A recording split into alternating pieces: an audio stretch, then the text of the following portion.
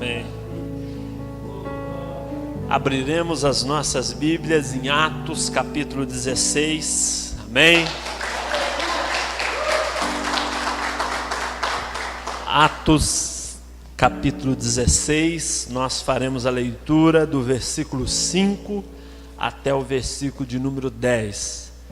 Se você estiver sem Bíblia, encoste em alguém aí, pegue uma carona. E hoje eu gostaria de falar e permitir que Deus possa usar as nossas vidas para falar sobre a vontade de Deus nas nossas vidas. Espero assim que Deus possa de alguma forma ministrar ao seu coração, pensando sobre a vontade de Deus, sobre como conhecer a vontade de Deus nas nossas vidas. Diz assim a palavra de Deus, Atos capítulo 16, a partir do versículo 5. De sorte, vou esperar um pouquinho, tem uns irmãos folheando aí. Amém?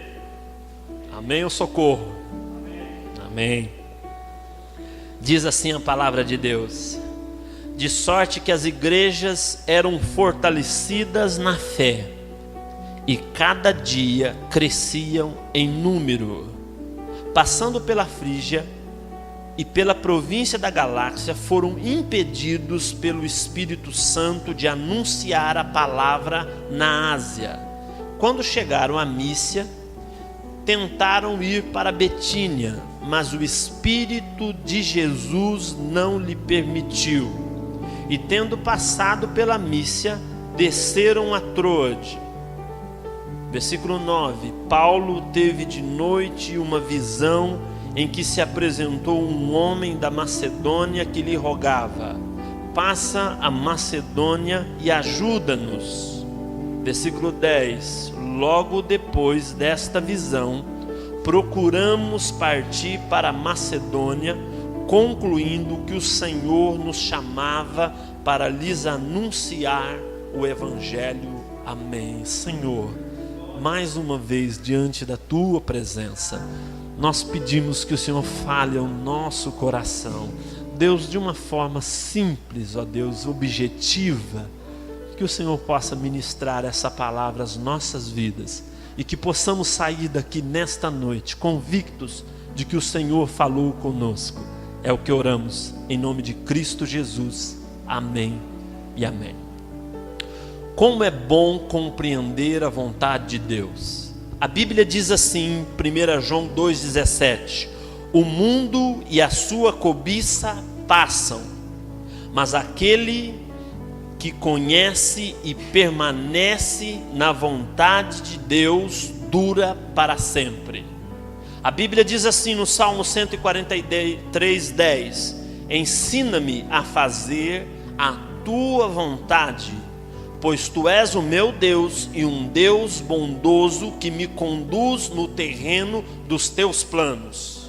A Bíblia diz em Efésios 5:17: por isso não sejais insensatos, mas compreendei qual seja a vontade do Senhor. Compreender a vontade de Deus para com as nossas vidas é muito importante.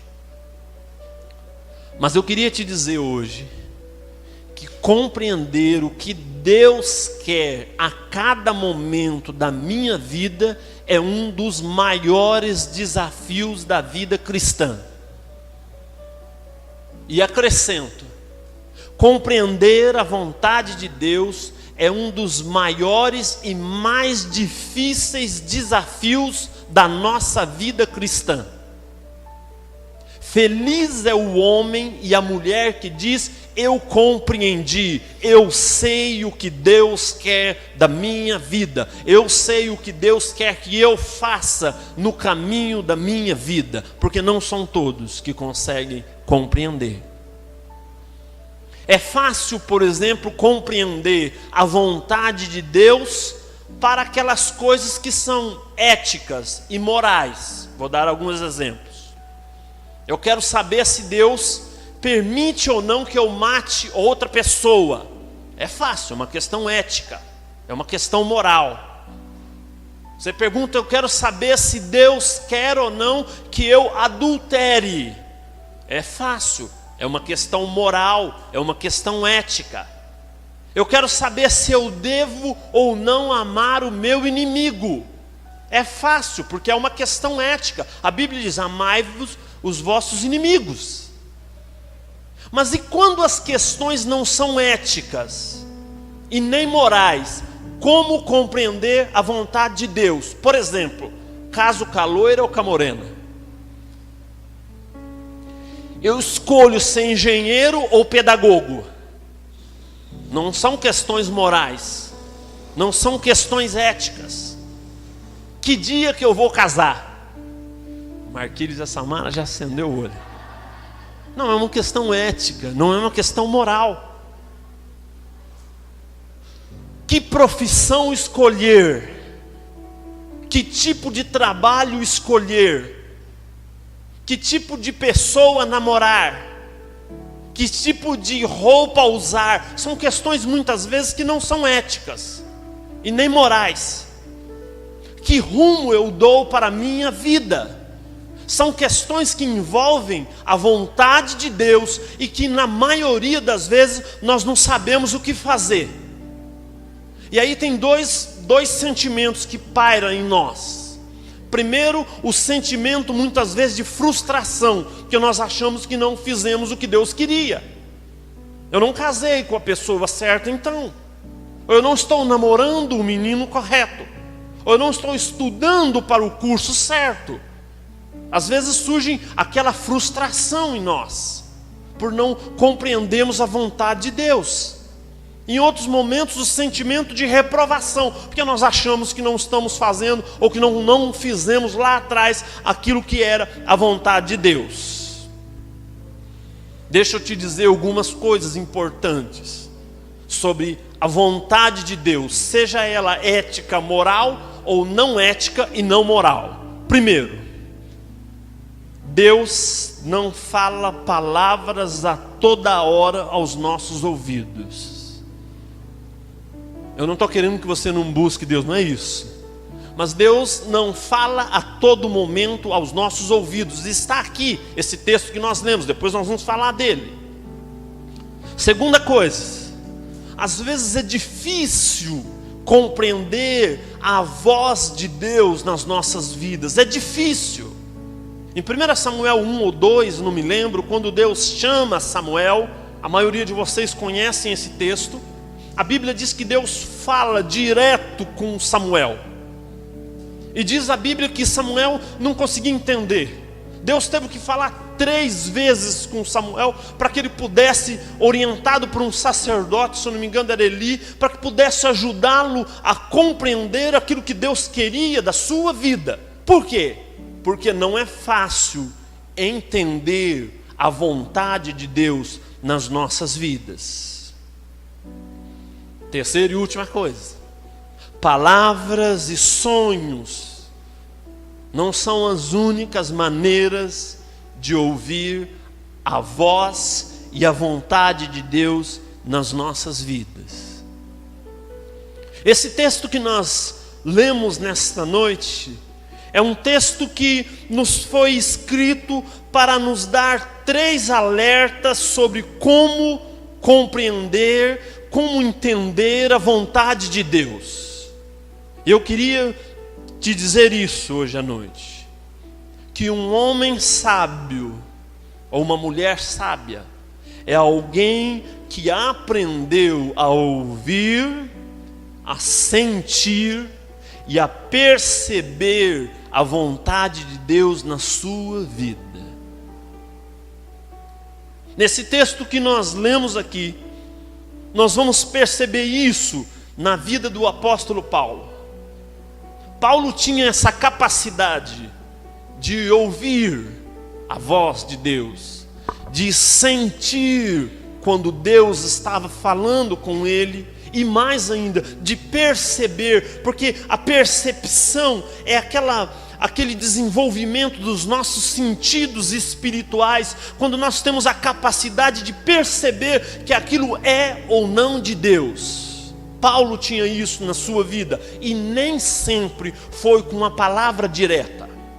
Para falar a verdade, nós só temos uma ocasião na Bíblia que Deus fala direto assim com Paulo, uma só.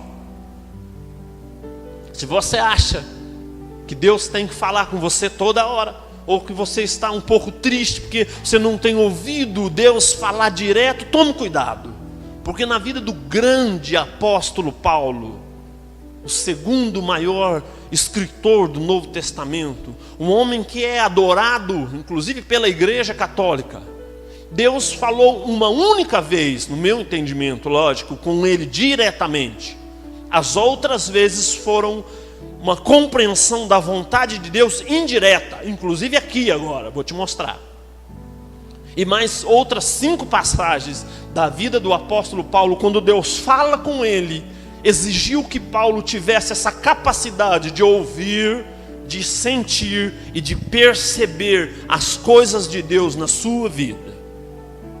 Portanto, eu passo a discorrer a nós aqui nesta noite sobre esses 3 alertas de Deus, para que nós possamos compreender a sua vontade nas nossas vidas. Primeiro alerta, está aí no versículo 6 e no versículo 7, é que a vontade de Deus, ela pode estar nos impedimentos. Vou repetir, a vontade de Deus, ela pode se manifestar nas nossas vidas através dos impedimentos que nos acontecem. Pensa um pouco aqui comigo, por favor, na vida desse homem chamado Paulo. Um homem de Deus. Eu conheci um cabra chamado Juraci, pastor Jair conhece. Ele era um homem muito fiel à Escritura. Ele dizia assim para mim, uma vez ele me disse: olha, Osmiro, eu vou te dizer uma coisa, olha, se a gente fosse da igreja católica, eu ia adorar esse Paulo mesmo. Eu não estava nem aí, eu ia adorar mesmo, porque esse cara é uma fera, tanto que ele gostava do apóstolo Paulo.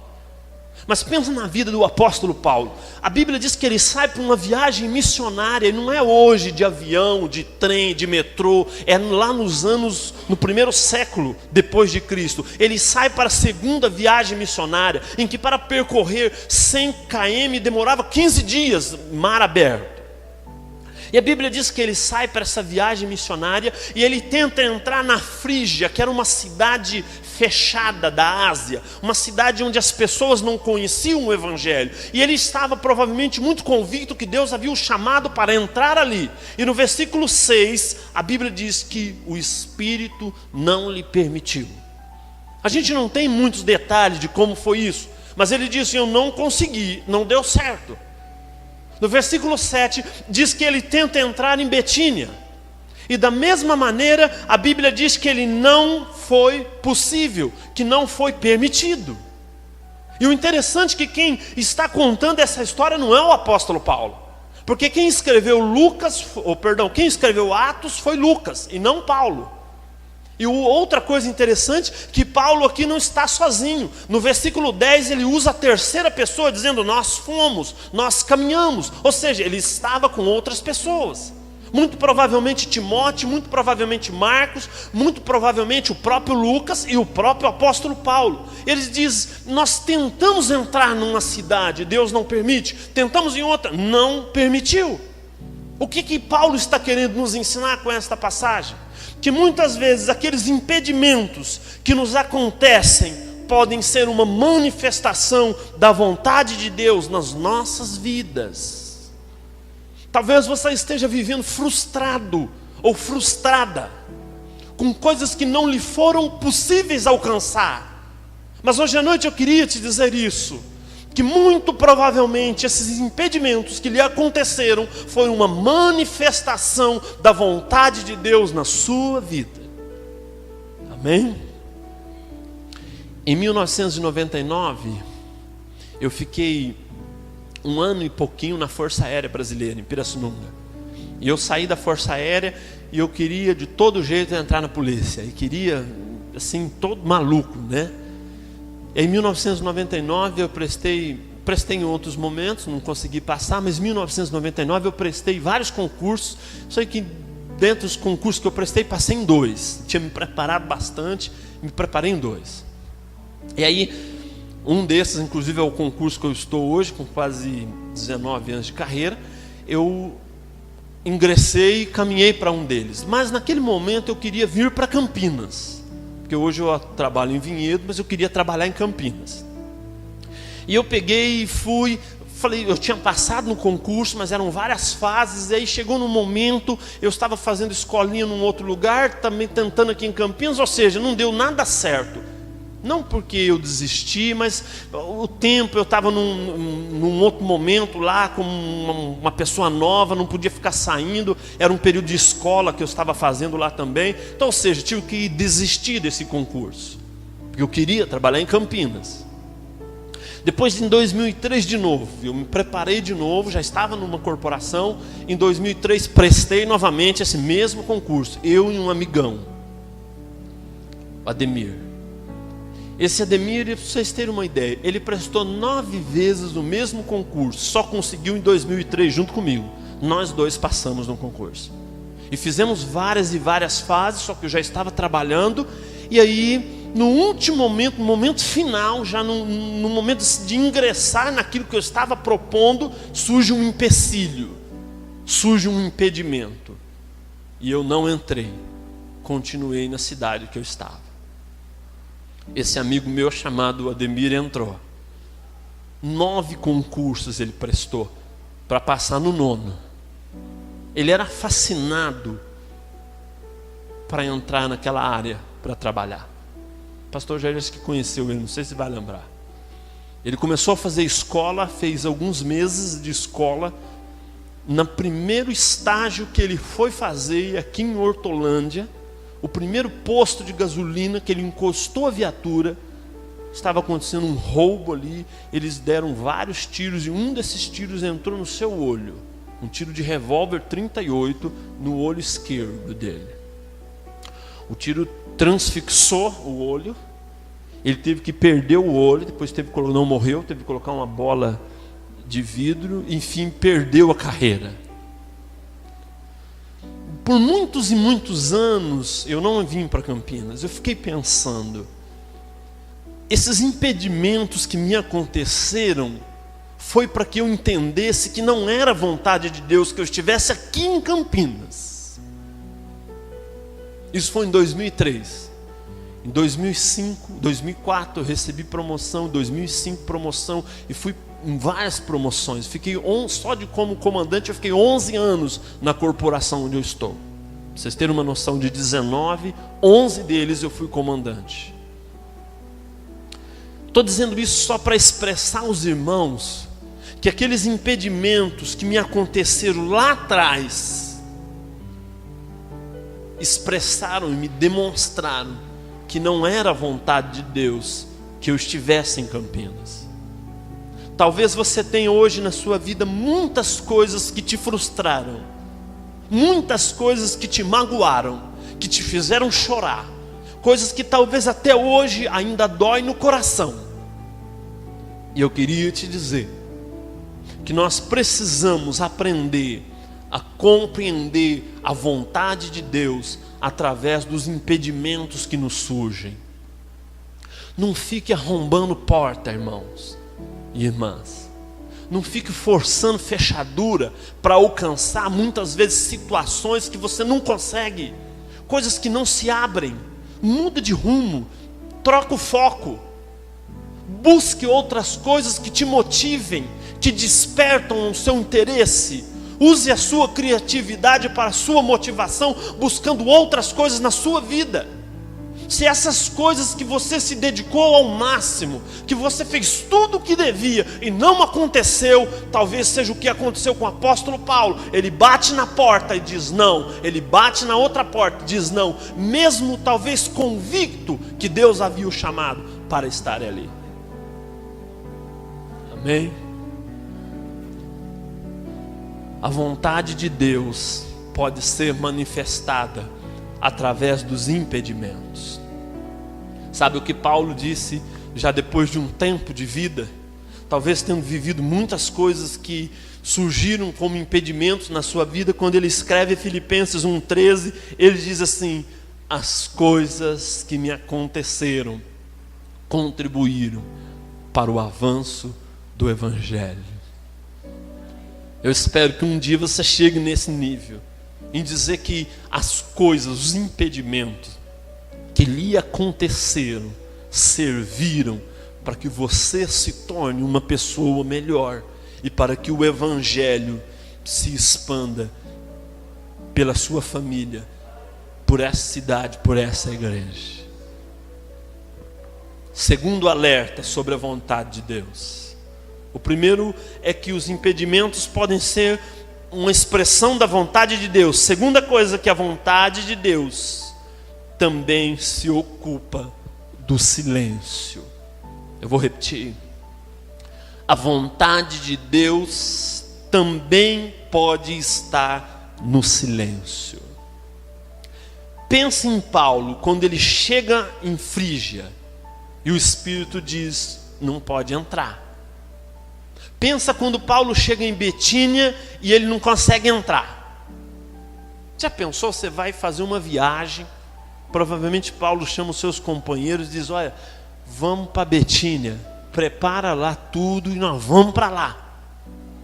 Porque é só no versículo 9 e 10 que Deus vai demonstrar a sua vontade. Nós vamos ver daqui a pouco. Mas até então Paulo não tinha visto e não tinha compreendido a vontade de Deus, pelo menos em tese. Porque muitas vezes os impedimentos, ou melhor, o silêncio de Deus pode ser a demonstração da sua vontade. A vontade de Deus, irmãos, pode estar escondida naquelas coisas que você tem buscado e não tem tido resposta. O silêncio de Deus pode ser uma manifestação da sua vontade para com a nossa vida. Tem a história de um profeta que eu queria contar para você bem rapidinho. Um profeta chamado Abacuque. Ele está quase no final do Antigo Testamento, porque ele é chamado um dos profetas menores. Abacuque foi um homem um pouco desconhecido, porque a gente não tem muita informação sobre a vida de Abacuque. Mas a Bíblia conta nos poucos capítulos que tem o livro de Abacuque, que Abacuque era um homem muito interessado em compreender a vontade de Deus. E ele começa no capítulo 1, lá depois você pode ler em casa, uma crise interior em buscar entender a vontade de Deus para a sua vida e para a vida do povo. A Bíblia diz ali que o povo estava vivendo mais ou menos como 1 Coríntios, né? Uma igreja, um povo vivendo no pecado, absolutamente vivendo na perdição daquilo que Deus queria. E Abacuque, como profeta, se orienta com Deus, buscando resultados para compreender a vontade de Deus. E tem uma palavra no versículo 31 do capítulo 3, depois você lê em casa. Deus olha para Abacuque diante de todo o questionamento, porque olha só, questionar Deus hoje é fácil no Novo Testamento. Para nós que cremos num Deus aberto, livre, um Deus que mora em nós, um Deus, é fácil. Mas questionar Deus no Antigo Testamento, um homem sobre a lei judaica, um homem num sistema religioso muito rígido, era difícil. E a Bíblia diz que Abacuque vai questionando e indagando Deus, e Deus, para responder a sua vontade, diz a Abacuque assim no capítulo 3: cale a boca. Parece um pouco duro, mas é exatamente isso. Deus diz a Abacuque: Hans, fique quieto. Quando Abacuque pensa que Deus estava em silêncio, Deus estava trabalhando na vida do povo. E depois de Abacuque, Deus vai fazer uma grande obra no povo de Israel. Talvez você esteja exatamente hoje com o sentimento de que Deus não tem falado a você. Talvez você esteja exatamente agora com aquele sentimento de que parece que Deus está mudo, de que a sua oração muitas vezes não passa do teto do seu quarto. ou que a sua oração não é capaz de sair a 1 metro de distância de onde você está orando. E hoje à noite eu queria te dizer isso, que o silêncio de Deus na sua vida pode ser simplesmente pelo fato dele ter algo maior e melhor para a sua vida. Tomara que seja isso. Porque também o silêncio de Deus nas nossas vidas podem também ser consequência pelo fato de nós estarmos vivendo uma vida incorreta ou uma vida em pecado. E muitas vezes o silêncio de Deus também nas nossas vidas acontece por conta de situações de pecado que nós pessoalmente não resolvemos. E hoje à noite eu queria te dizer: deixe o eco do silêncio de Deus inundar o seu coração. Peça perdão e se livre talvez de condutas e comportamentos que têm lhe afastado de Deus. E deixa Deus trabalhar na sua vida. Se esse for o seu caso, você precisa tomar essa decisão hoje. Ou se quem sabe o seu caso é de não ouvir Deus, você está vivendo corretamente, você está buscando corretamente, e ainda assim as coisas não estão fáceis, aguarde. Se aplica aquilo que Deus disse a Abacuque: fique quieto, deixe eu trabalhar na sua vida. Terceira e última coisa, sobre esses alertas da vontade de Deus nas nossas vidas. Percebe que até agora nós não falamos sobre Deus falar assim, nós nem falamos sobre isso. Porque há muita gente que fica aguardando tomadas de decisões na vida, achando que virá uma voz do alto, bonita, e vai inundar os seus ouvidos. E você precisa entender que em muitas ocasiões não é dessa maneira que Deus falou aos profetas. Última coisa, a vontade de Deus pode estar no oculto, e eu vou explicar o que eu quero dizer com isso. Depois que Paulo tenta de um lugar, não dá certo, tenta em outro, não dá certo, a Bíblia não diz como, mas diz que Paulo resolve dormir, porque ele não consegue. Diz o texto que ele foi ter de noite uma visão, se apresenta a ele um homem da Macedônia, e aí no versículo 10 diz que logo depois dessa visão, ele diz: procuramos, ou seja, todos nós, ele diz, partir para a Macedônia, e diz o versículo aí, concluindo que o Senhor nos chamava para lhes anunciar o Evangelho. Se fosse com você e comigo, você não diria assim: Deus, o Senhor tinha tudo isso, por que o Senhor não falou antes? Não é assim? Se fosse, pensa assim, se fosse contigo, você não diria: Deus, por que o Senhor tem tudo isso para mim, por que o Senhor não adianta o negócio logo? Deus tem a maneira dele, o jeito dele de trabalhar nas nossas vidas. Mas a terceira coisa é que essa vontade de Deus, muitas vezes, pode estar escondida naquilo que está oculto, ou seja, no nosso tempo com Deus, na nossa vida com Deus. Seja um sonho, amém. Seja qualquer outra coisa, amém. Mas em algumas ocasiões, a vontade de Deus só será manifestada nas nossas vidas quando nós estivermos a sós diante dele. Só você e Deus. E só assim você vai poder dizer o que Paulo está dizendo aqui, escrevendo Lucas, né? Concluímos, ou seja, compreendi corretamente a perfeita vontade de Deus na minha vida. Quantas pessoas talvez aqui hoje estão vivendo a sua vida sem rumo, sem saber para onde vai? Quantas pessoas, talvez aqui hoje à noite, estão vivendo sem direção na vida? Está igual aquela música do Zeca Pagodinho: deixa a vida me levar, e para onde ela me levar eu vou. Não é isso que Deus quer da sua vida. Há quanta gente, talvez aqui hoje à noite, vivendo uma vida sem sentido, uma vida sem propósitos, uma vida sem direção. E mais, há quantas pessoas no nosso Brasil, mas talvez aqui hoje, que estão sofrendo por conta de consequências de decisões tomadas lá atrás, por conta de não serem decisões pautadas ou pelo menos direcionadas por aquilo que era de fato a vontade do Senhor.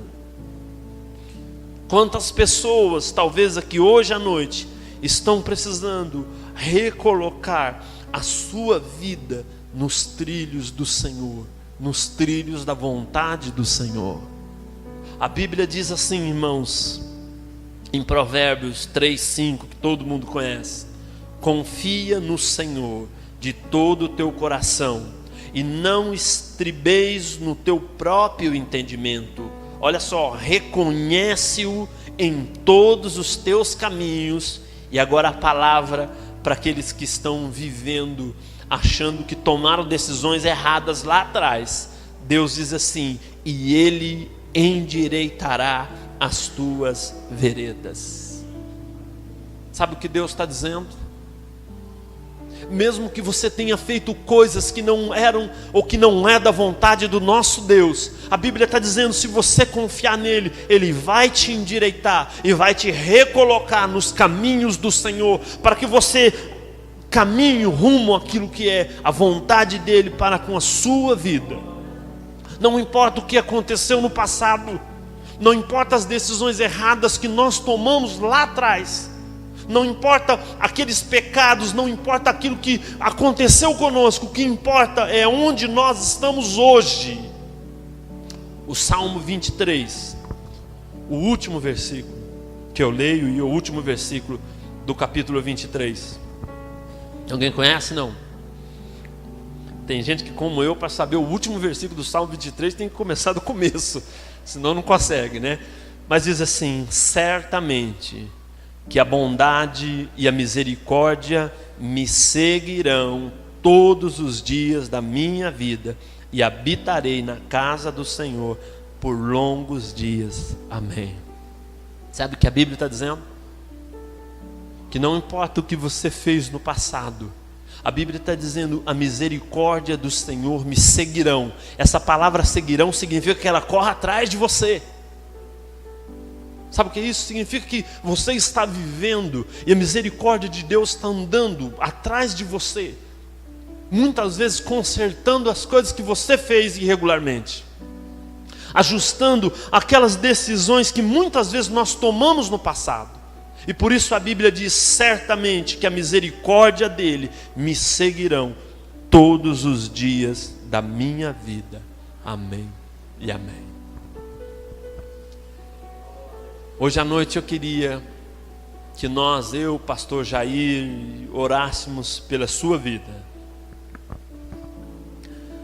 Talvez você seja uma dessas pessoas que nós falamos aqui hoje à noite, que tem vivido no silêncio, de não ouvir mais a vontade de Deus.